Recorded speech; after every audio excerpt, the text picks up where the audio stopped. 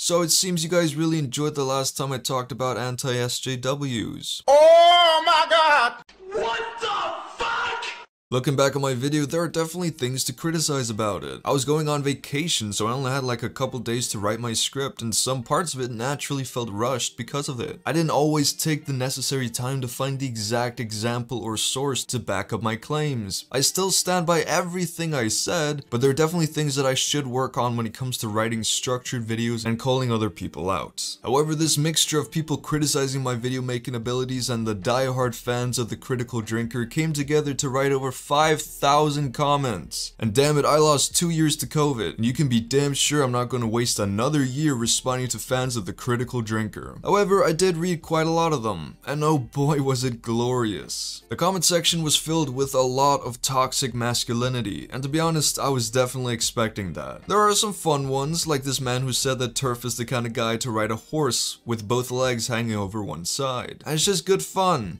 Because it's true. Then there were some real fucking alpha males who just really told me off. Then there's this guy who felt so good after writing his first comment that he just had to write another. And of course there's this menace to society who threatens to take my Pokemon cards, and not gonna lie, that one hurt a bit. The ironic thing about this video is that it's about misogyny, and 98.3% of the viewers are male. And with an average view duration of around 20%, you just know that a lot of these dislikes come from very angry men who didn't even watch the video. Beyond these alpha males, however, there were some actual homophobic people in my comments. It's 2021 and some people still think calling someone else gay is a valid reason for them being wrong, or a valid point of criticism. Listen, I'm not talking about when guys call one of their friends gay ironically. That's usually harmless, but these people proudly tell the world that they're homophobic and that they believe that being gay is a negative. Imagine being so fragile. I can't believe I actually have to explain this in a video, but I'd be the exact same person I am now if I was gay. You being attracted to the same gender has nothing to do with who you are. In fact, it probably even makes you a nicer person because you know what it feels like to be hated for who you are by people who don't even know you, because people who hate gay people still exist. This guy is living proof of that. Thing is, I talk about my support for minorities a lot on this channel, and in my videos I call out socially privileged white men who complain about the inclusion of minorities in cinema. But guess what? I'm a fucking white man myself. I'm not even part of the LGBT community.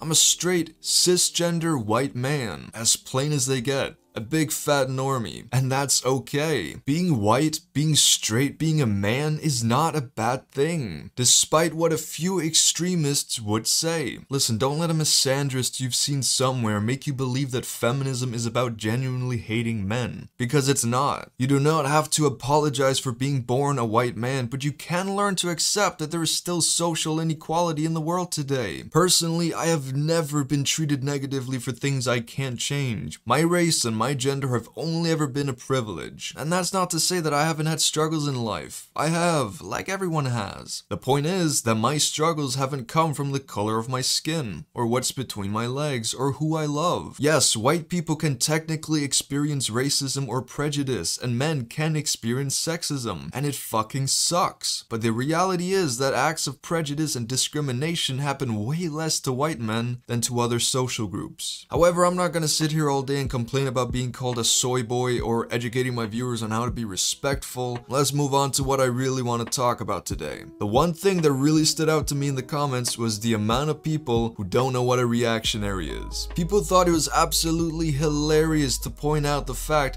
that I'm criticizing someone for being a reactionary while I'm reacting to his content. These people don't understand what a reactionary is, and that's fine. A lot of people who watch YouTube videos about movies and pop culture aren't into politics. They probably just don't care, and it's my fault for not explaining what it is, so I'll do that now. Being a reactionary does not mean you react to videos on YouTube. Rather, it's a political or social ideology that sees a person wanting to return to a previous political state of of society that they believed possessed positive characteristics that are absent in modern society. A reactionary can also simply want to uphold the social status quo and is essentially against change or progress. For example, getting annoyed at the fact that women are more commonly being portrayed as strong and independent in movies nowadays is a reactionary thing to do. Now, the reason people on this platform like to call out reactionary YouTubers is that it often goes further than just being right-wing. Because like I've said so many times before,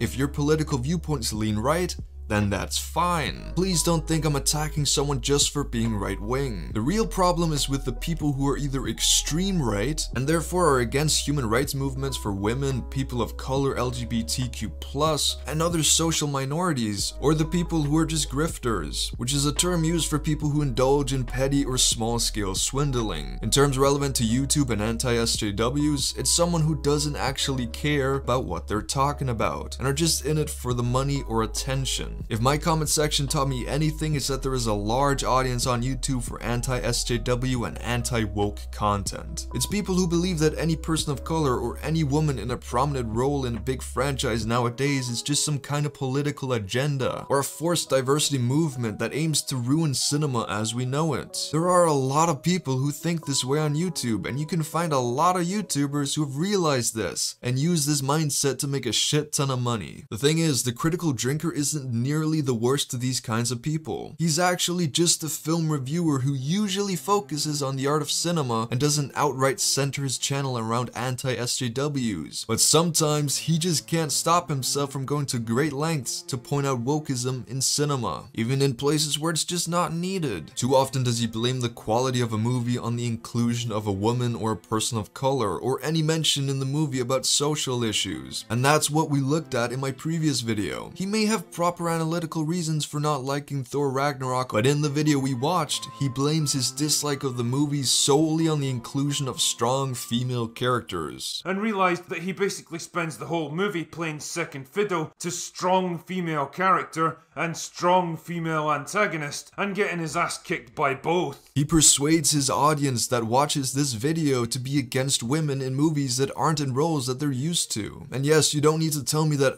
hey, he likes this female character from this movie, so he can't be against the inclusion of women. It's a stupid argument because it doesn't take away from what he says here. He's possibly not misogynistic. I don't know him personally, but he's catering to all the actual misogynistic people out there. And a lot of my comment section proved that. However, he's not the worst kind of anti-SJW. I think he actually believes most of what he says, which is at least more respectable. But people like Geeks and Gamers, Nerdrotic, and TheQuartering are prime examples of people who've used this anti-SJW hype train on the internet only for self-profit. As we've pointed out before, Jeremy from Geeks and Gamers is a proper grifter. There's this old clip of him saying that he loved The Last Jedi. I love The Last Jedi.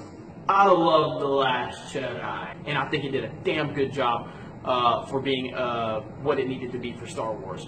But after making that video, he saw the hate train for the movie and he switched to making an excessive amount of videos trashing The Last Jedi and talking about how Star Wars was ruined by the SJWs. And since then, he's made a shit ton of videos on why The Last Jedi sucks, or just why Disney Star Wars sucks in general. Way more videos than what's actually needed to critique these movies, and if you watch the videos, like I have, then you'll know that the criticism he has for the movies barely has anything to do with film criticism. Basically, it's garbage because it's SJW. Are you sure about that? However, Star Wars isn't the only victim of his wrath. He has countless videos on why Brie Larson is the epitome of evil. Just look at this shit.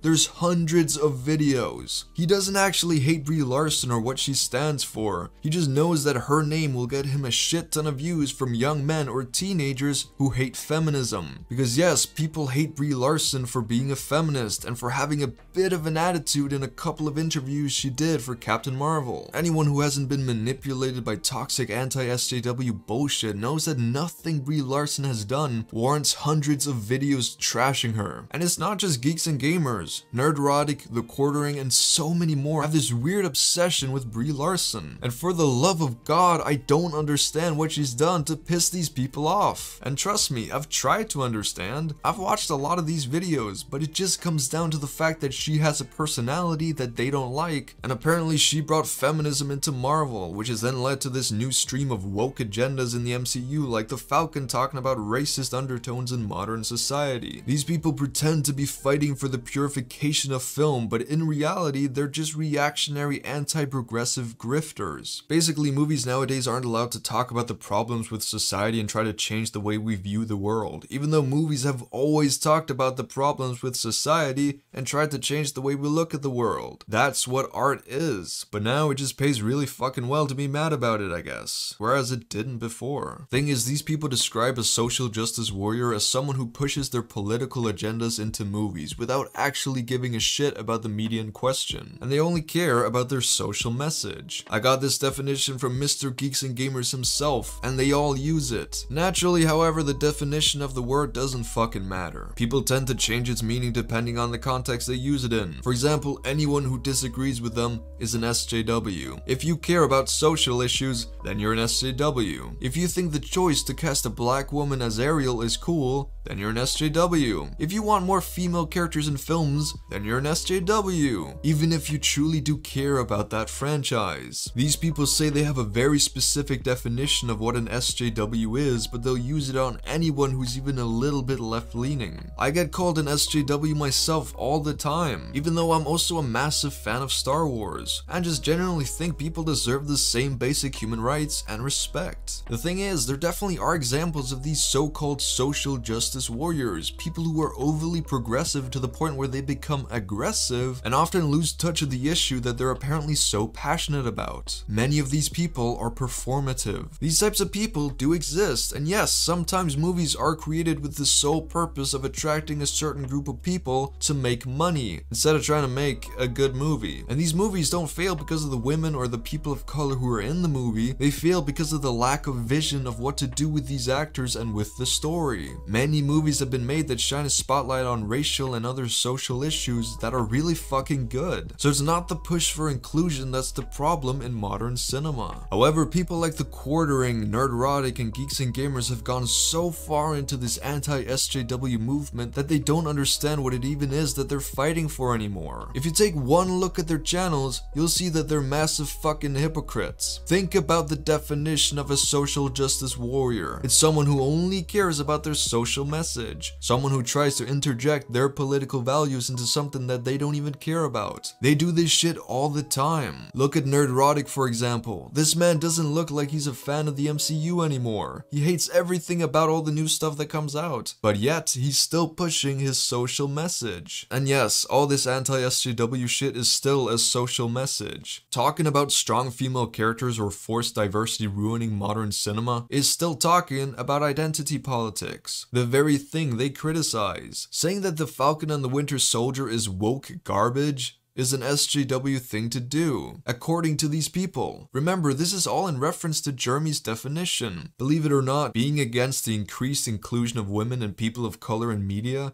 is still a political stance on a social issue. I wish it wasn't, but it is. So you, my friends, are just fucking hypocrites. Listen, for all I know, they could just be bigots who really do have a problem with progressive change, but I don't think that's the case. There's so much money to be made from making content that attracts the actual bigots, and these people take advantage of that. That's why we call out anti-SJW reactionaries on the internet. Not just for grifting and exploiting bigots for money, but also for promoting dislike towards social minority groups like women, people of color, or the LGBT community, or hatred towards the people who support these groups, especially within pop culture. But if you want to watch some videos that go into way more detail about these topics from people who are way better at formulating their arguments than I am, then I do have some links down in the description. But anyways, that's basically all I wanted to say for today. Obviously, I had to address the critical drinker video and better explain some of my arguments, like why I called him a reactionary, and why I believe it's toxic to promote bigotry online. If you get angry at what I'm saying without actually listening to my arguments and thinking about what it is that I'm saying, then perhaps you need to take a deep look in the mirror and ask yourself why.